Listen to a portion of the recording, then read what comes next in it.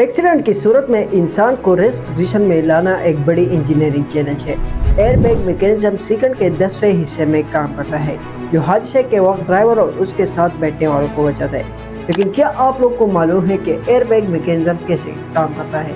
तो इस वीडियो को आखिर तक जरूर देखें। मैं हूं इरफान और काम देखने और सुनने वालों को अस्सलाम वालेकुम। जॉयसन सेफ्टी सिस्टम के फाउंडर एरन ने एयरबैग को बेहतरीन बनाने में अहम किरदार अदा किया।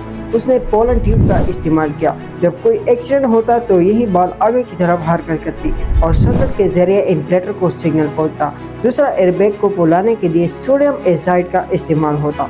सोडियम एजाइड की खसूसियत ये होती है कि ये 330 डिग्री पर अचानक गैस में तब्दील हो जाती है और इसमें इतनी सोडियम एजाइड डाली जाती थी जिससे 70 लीटर नाइट्रोजन गैस पैदा होता था और उसके जरिए एयरबैग को बलून की तरह फूलता था और उसे 1998 में इस्तेमाल किया जाने लगा।